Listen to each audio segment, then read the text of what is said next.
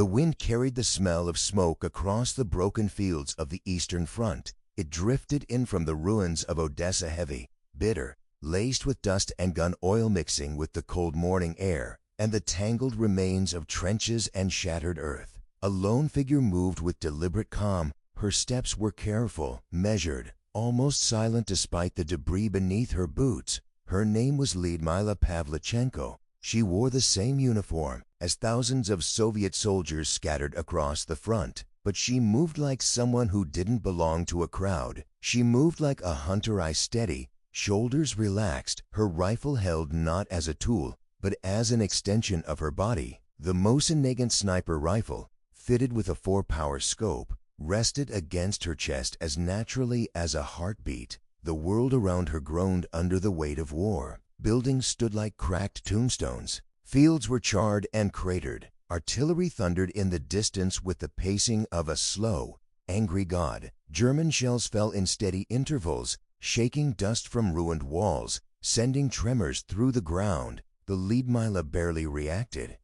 War had reshaped many young soldiers into something hardened and grim, but for her it had reshaped her into something else, something colder, sharper, impossibly steady. Before the war, she had been a student, a daughter, a quiet woman studying history at Kyiv University. She had read books about battles, knights, ancient empires. She had written papers on the nature of conflict, but now she lived inside one, and she adapted to it with terrifying ease. At dawn, Lyudmila slid into a crater softened by old ash. She positioned herself carefully, settling in as the sun climbed behind her shoulder. The ruined city lay in her sight, streets littered with abandoned weapons, corpses half buried by falling masonry, and German patrols weaving through rubble like predators convinced they ruled the land. She counted 3 to riflemen, 1 machine gunner. She studied their rhythm, the way they tilted their heads, the careless swing of their weapons.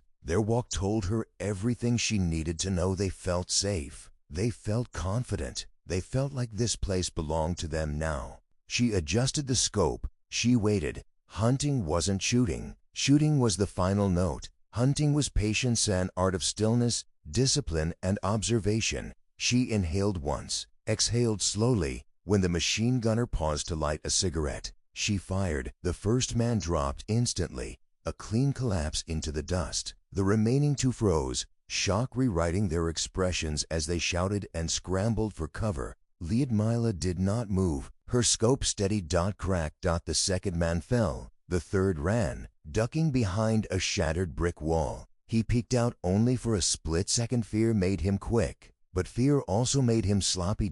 Crack. Silence reclaimed the ruins. She shifted slightly and disappeared deeper into the crater, dissolving into the war-torn terrain like a whisper swallowed by wind. Lyudmila Pavlichenko had already become a name whispered across German ranks. Some cursed it, some doubted it, some feared it. She was not the first sniper they had faced, but never before had they encountered one so precise, so patient, so relentless. The Germans began calling her Die Rote Hex, the Red Witch, but soon another title but eclipsed it. Before Odessa, before the front lines, before she became a symbol, Lyudmila had simply been a girl with ambition. A girl who challenged boys at the shooting range and refused to be outdone. A girl who practiced with her rifle until her shoulders ached and her eyes blurred. She had the heart of a scholar, the mind of a hunter, and the determination of someone who refused to remain ordinary. When the war reached the Soviet Union and volunteers flooded enlistment centers, Lyudmila refused to be dismissed with the other women. She insisted she wasn't there to serve as a nurse or a typist. She wasn't there to take orders in the rear or hand out bandages. She was there to fight. When the officers sneered at her, asking if she even knew how to use a rifle, she placed her shooting medals on the table one by one, their polished surfaces catching the dim light. The officer had blinked. Then he handed her a weapon. Odessa tested her, sharpened her, broke her in ways she didn't speak about. The city burned for days, lit by artillery blasts and the flicker of flames devouring homes. Through it all, Lyudmila moved with unwavering resolve. slipping through smoke-filled streets, picking vantage points that offered no comfort, no safety, only sightlines. She killed her first German sniper there. He had been good, careful, experienced, but she had been better. His mistake had been arrogance. She sensed it in the way he revealed his position too soon, the way he trusted his cover too much, the slight glint of sunlight off his scope that he believed no one else would notice. Lyudmila noticed. They dueled for hours, shifting positions, watching shadows, waiting for the tiniest flicker of movement. When she finally fired, the crack of her rifle seemed louder than usual, echoing strangely in the ruins. When she found his body later, she stared at the lifeless face of a man who had once believed he controlled the battlefield. She felt nothing. She simply confirmed the kill, marked it in her book, and moved on. By the time Odessa fell, she had accumulated dozens of confirmed kills and dozens more unconfirmed. Her legend was already growing, but the war was only beginning. The retreat brought her to Sevastopol, the fortress city on the Crimean Peninsula. The city was surrounded by rugged cliffs, rolling hills, and coastlines battered by relentless waves. It was beautiful, and soon it would be hell. When Lyudmila arrived, artillery thunder rolled across the land day and night. The German army was determined to crush Sevastopol with overwhelming numbers and firepower. The Soviets were determined to make them bleed for every inch. Lyudmila was assigned to the 25th Rifle Division. Her reputation preceded her. Soldiers who had never met her spoke her name, though it belonged to a myth. Some doubted she existed at all. That changed when they saw her at work. On her first week in Sevastopol, Lyudmila crawled into a small depression overlooking a ravaged hillside where German forces advanced. Snow dusted the ground and frost clung to the grass. The cold numbed fingers and stiffened metal. But Lyudmila remained undaunted. She had long ago learned how to endure discomfort. She blended into the land, her ghillie suit camouflaged with twigs, dirt, and scraps of torn cloth. Hours passed. The sun crawled across the sky. Artillery boomed in the distance like the heartbeat of a sleeping giant. Lyudmila did not blink. She tracked the movements of a German squad inching through cover. When their officer lifted binoculars, she focused on him first. He was the brain. The others would scramble without him. Crack! He fell backward, arms flailing, binoculars slipping from his grip. Panic erupted among the troops. Lyudmila shifted slightly, slow and smooth, steady as a stone in water. Crack! Another German soldier collapsed. Crack! A machine gunner slumped over his weapon, his body locking in a final twitch.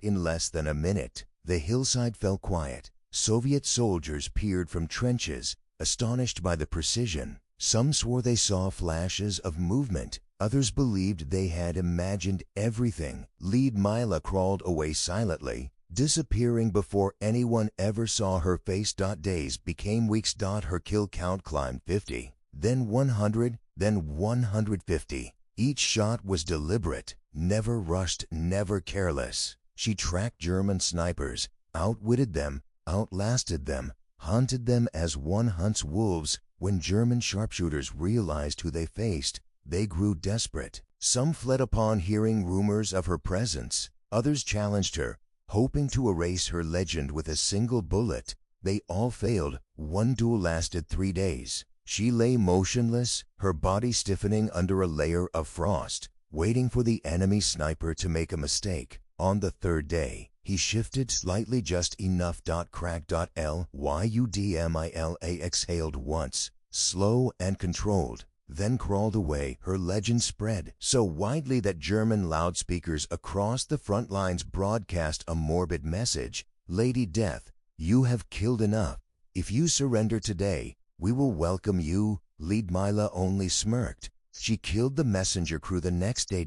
As weeks turned into months, Sevastopol endured horrors few could imagine. The sky rained steel, the ground convulsed from explosions, smoke thickened the air, turning sunlight into a dim haze. But through it all, Lyudmila continued her deadly work. She saved countless lives without ever speaking to those she saved. She protected trenches, outposts, supply lines. She eliminated officers, machine gunners, scouts, anyone who threatened her comrades. Soldiers began calling her something new. Lady Death, a name forged not from fear, but from awe, respect, admiration. She had become something larger than life, a quiet, steady force of nature. But even legends bleed. One morning, while scouting ahead for enemy movements, Lyudmila crawled through tall grass stained with frost. She paused, lifted her rifle, and scanned the distance. The sun glinted off shattered glass. The battlefield was eerily quiet. Then came a sudden whistle, sharp, slicing. A mortar shell exploded nearby. Shrapnel ripped into her face, searing pain cutting across her skin. A burning sensation spread down her jaw. Blood filled her mouth. The world spun violently.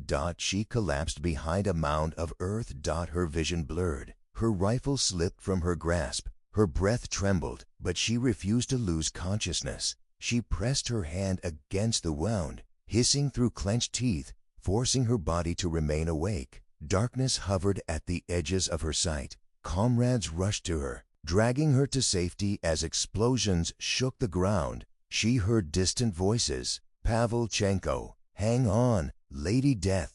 Then everything faded. Lyudmila survived, but her injury was severe. High command refused to return her to the front. She had become too valuable, her presence too powerful, her survival too symbolic. They feared losing her would crush morale. She was evacuated from Sevastopol shortly before the city fell. But her fight wasn't over. The Soviet Union sent her abroad to Canada, to the United States as part of a goodwill mission. She visited factories, spoke with officials, encouraged allies to open a second front against Nazi Germany. She even met Eleanor Roosevelt, who admired her deeply. But Lyudmila felt restless. She missed the front, the rifle, the cold steadiness of the hunt. She missed the only world where she felt completely in control, yet she understood her duty. She was more than a sniper now. She was a symbol, a reminder that courage came in many forms, that a young woman from Ukraine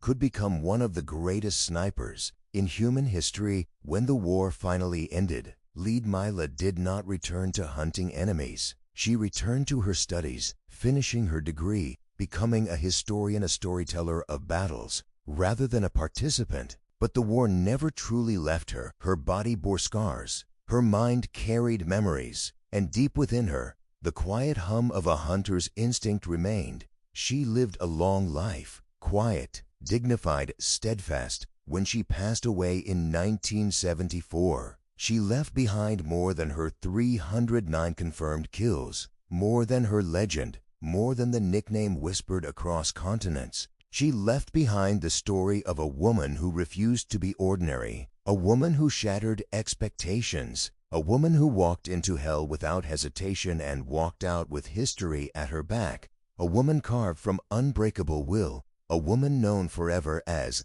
Lady Death.